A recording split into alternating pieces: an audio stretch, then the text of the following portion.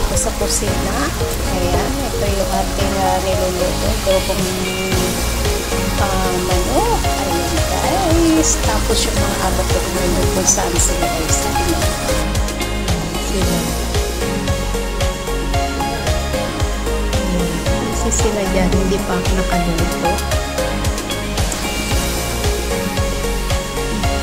Ayan.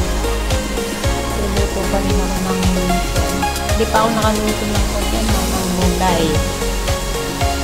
Ayan sila. Nakikita talaga. So, hindi pa ako nakaluto. Tapos, nasa premiere pa ako yung sa kumpol ng kabulsa.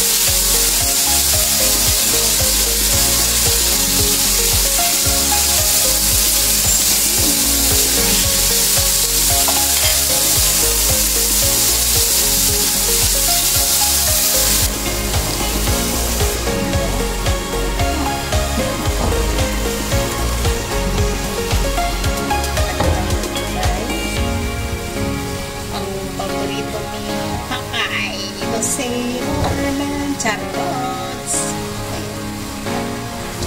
Kaya ganyan guys, minsan nahirapan ako magpa dito magtuto. Kasi syempre nagluluto mo. Lalo sa panggabi, yung mga panggabi guys, ayan, tutulog. Sobrang matawag dito. Tambay ako ba? Pag may ko naman, pag yung habang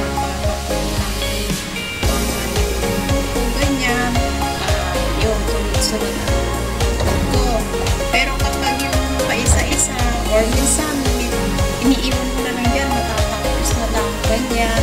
Kasi busy guys, tignan nyo naman. Alam kong relate din tayo.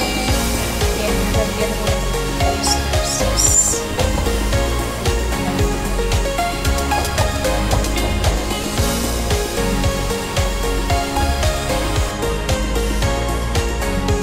Yan, yung gulay natin guys.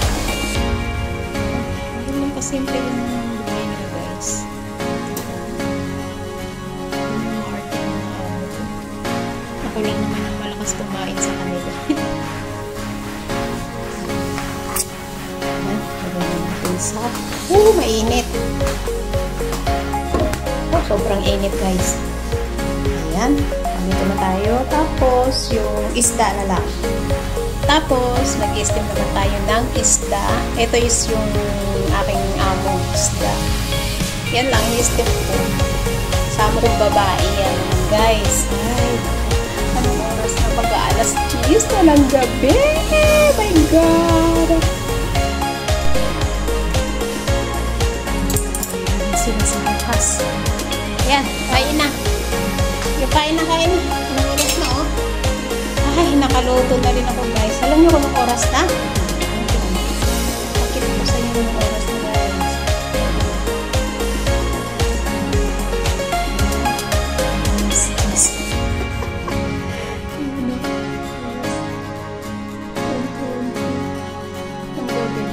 Ayan, maraming po salamat sa ating silent viewers, members, super chatter, all team supporters, OFW silent viewers. Ayan.